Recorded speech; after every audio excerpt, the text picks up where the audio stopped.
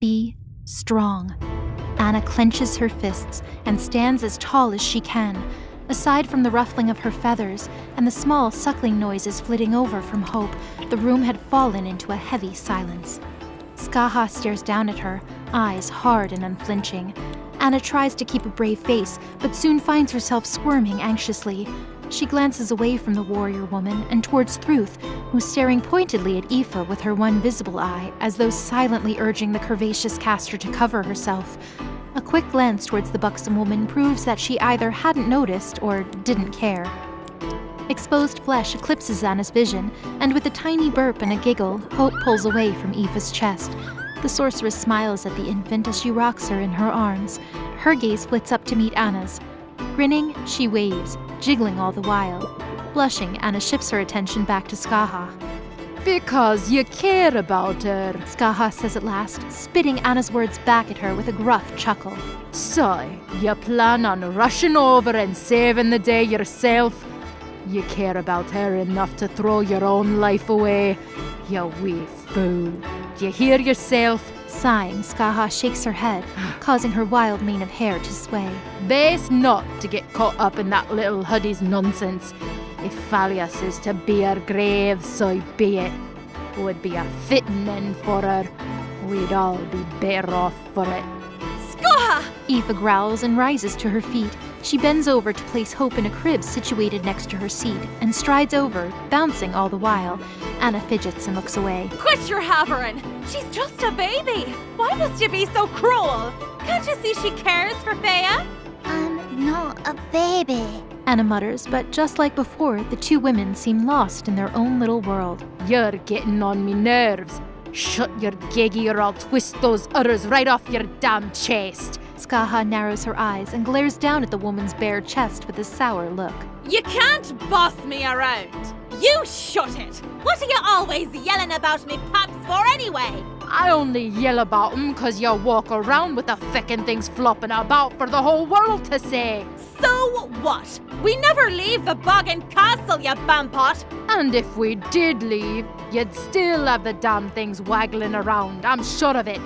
You nasty, nasty woman. Why are you like this? Ha! You're just jealous 'cause mine are bigger. Admit it. Smirking, Aoife thrusts her arm out towards Skaha, pointing triumphantly. Predictably, this causes her to jiggle. Again. A lot. Nay, I'd rather die than lug those fat bouncing blobs around, you whore. Aoife gasps, placing both hands on her hips, and glares down at Skaha. Before she can formulate a response, Skaha smacks her right across the chest and sends her spiraling off into the hallway. Anna yelps and rushes over to Thruth's side just as Skaha runs out of the room, the sound of a scuffle and indecipherable slurs filtering back in. Hesitantly, Anna looks to Thruth. Should we try and stop them? No use. All paths lead here. Besides, I want to see who wins. Can't you just peek ahead and find out? And spoil the fun? Thruth crosses her arms and shakes her head. You've learned a lot, Anna, but the joy of combat is still lost on you. Groaning, Anna tugs on her hair. Oh, am I surrounded by barbarians? Yes, actually. That's it! Anna stomps away from the squabble, not caring if any of them were to follow after her. They do, of course, with Thruth bolting before her as a trail of lightning. She materializes in Anna's way with an unimpressed look on her face. Anna huffs and tries stepping around her, but Thruth blocks her way. Every time Anna moves, Thruth skips in front of her. Anna stomps as though the show of anger would do anything to Thruth, who seems content with spending her day like this. I could save you some time and tell you what happens if you go after Fea. Thruth says, as though Anna would actually consider the alternative. What about spoiling the fun? Anna asks as she spins around her friend, only to end up face to face with her again. This once, I'm cool with taking the path of least resistance. Fed up, Anna attempts pushing Thruth to no avail. She leverages all her weight and even some divinity against the girl, but Thruth doesn't even budge. Yawning, Thruth presses Anna back, using only her finger. Thruth ignites her eye. On the bright side, you do tuck her out eventually. Oh, just let me go through. Anna says, seconds away from getting on her hands and knees. Jesus died. Ruth's cold words almost blow Anna over. You went missing. Our group is scattered. These are some of the things that happened when I let you out of my sights. Not risking it. Then come with me. And help Moritz? There. Fea, you wound me, Anna. Sparks trickle across Ruth's bangs, illuminating her scuffed cheeks. My father was Midgard's protector. Fea is like the opposite of that. Well, I'm the same as Thea. Anna stops and thinks. Kind of, I think. But you don't hate me, do you? Bolts of lightning blast from Ruth's temple and zap about the hall, singeing anything they touch. No, but I do hate that you make sense sometimes. Yeah, you could have been like her, but Jesus saw to it that that didn't happen. Most paths for Fea led to bad stuff, and I don't think either of us want that on our conscience. Most paths, not all. Anna stares Ruth down. She has to look tough, like someone who could stand up to the Acer no problem. Someone like Fea. You're supposed to be my friend. Friends help one another. Anna clenches her fists tight as she can and takes a step closer to Ruth, arms trembling. And if you're not gonna help, then get out of my way. I'll do it on my own. Ruth's expression softens. I wish I could make you understand. I know it's a lot to ask, but you gotta trust me. Please, Anna. It's for your own... Don't say it's for my own good.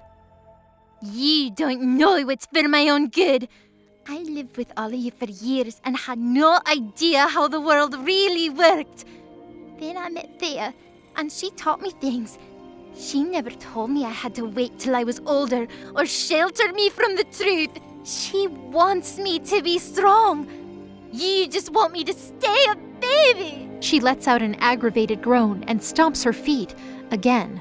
Oh, maybe you're trying to prevent a future where Fea makes me a monster. If that happens, beat me up or whatever. I don't care. All that matters to me is right now. And right now, I'm getting Fea. So move or else. Ruth arches an eyebrow. The two girls stare at one another hard for a moment. Ruth looks poised to respond when Anna flails her arm and stomps yet again. This is stupid! You're stupid! Anna. Leave me alone! Anna spins around and takes off running in the opposite direction, vision growing hazy with tears. Darting around a corner, she trips and falls flat on her face. Gritting her teeth, the tears finally spill, and she curls up into herself, cradling her legs to her chest. I really am useless. Anna feels herself falling, and her eyes burst open, catching a brief glimpse of Skaha's castle looming in the distance. In the next instant, she hits the water, hard, body exploding into a scattered assortment of feathers. She haphazardly reforms underwater and cries out, voice muffled under the deafening roar of the ocean. Flapping her wings desperately, she propels forward, momentum carrying her back up like a geyser. She rockets up out of the water and flaps about aimlessly. Truth! She repeats, choking on the name as she starts to sob. I'm sorry! Anna lurches forward and spills out over something soft and warm. She finishes, voice muffled by whatever was covering her face. She stumbles back, Aoife's bountiful chest swaying before her eyes. What? Anna yelps, blushing as she stares up at the older woman, who just laughs. My, you're a thirsty one. Went right for the ditty. I've no problem feeding you, but between you and that babe, I reckon I'll be milk dry within the week. What? Milk? What? Anna stares blankly at Aoife's chest, her mouth forming an O. Oh, that's what those are for. Eyes widening, she stares down at her own chest, or lack thereof. But... Oh, don't you worry about the particulars. You want a drink, just holler. Aoife leans forward to stare hard at Anna, studying her face. You've got potential. That little vanishing act of yours. It's been a long time since I've seen that. Right, that. What was that? And how did I? Anna trails off, shivering. Aoife looks her up and down, smiling warmly. That's an explanation best saved for some other time. Look at you, you're soaked and a wee bit out of sorts, judging by all the feathers. I'm sure me poofing you back as fast as I didn't help matters either. Aoife tilts her head to the left, nodding in the direction of a doorway. That there's the lobby. You can clean up in there, get yourself together, and come on out when you're good and ready. Take your time. I'll be here watching over this one. Aoife smiles at Hope as the baby's eyes groggily peel open. She reaches into the crib and gently scoops her up, bringing her to rest in her lap as she cradles her. Right. Anna whispers in a daze, nodding as she walks off towards the door. Stepping into the bathroom, Anna's met with the sight of green-tinted flames dancing atop an assortment of candles that illuminate the room with a gentle, otherworldly glow. Situated at both sides of the bathroom sink are delicate hands that branch out like natural extensions of the wooden fixture. Each hand clasps a wand lit with incense that fills the room with a pleasant, calming aroma. Following the trail of smoke rising from each wand, Anna locks eyes with her own reflection and nearly jumps. Damp, matted feathers litter her body in place of her usual ensemble, dripping with seawater. Wings sprouted out from where her arms were supposed to be, and talons took the place of her legs. Her hair fell past her feathered shoulders messily, swaying as she exhaled. She hadn't realized she'd lost shape entirely. Anna feels a pang in her heart. The last time she'd experienced this was the day Thruth came back, the day that Jesus was taken from her. She bites her bottom lip, hard. She expects tears to come, but they don't. Maybe she'd finally run out. A dull ache courses through her, and she trembles. She closes her eyes. She tries to fight it. Be strong. Sure, she was lost and confused and scared out of her mind. But she couldn't fall to pieces. She wouldn't allow that. Because he wouldn't. Because as he lay there dying, he told her to be good. So this time, Anna doesn't cry. She takes hold of every ounce of courage she's got and wrenches it to the surface. Like a beacon, it shines through the haze of doubt and fear and fills her with warmth. She focuses, a light hum emanating from her body as feathers shift about, giving way for a familiar plaid pattern as her outfit ripples across her body like a wave. Her wings and talons vibrate and burst, arms and legs reforming. Anna slowly opens her eyes, meets her reflection once more, and smiles softly, grabbing hold of her hair and tying it back into a ponytail. Once her hair's back in place, she conjures up her feathered barrettes, smooths out the wrinkles in her outfit, wiggles a few stray feathers off her skirt, and adjusts her leggings. Good as new. Hold fast Anna whispers, inhales, and nods. to what is good. I'll find a way to save her, Jay. I promise. Still smiling, Anna exits the bathroom. Tilting her head to the side, she sees Aoife rocking Hope back and forth.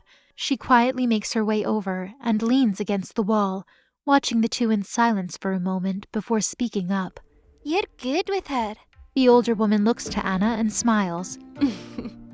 Aye, perhaps. But come here, take a look. Anna walks over to the two and leans in, staring down at Hope.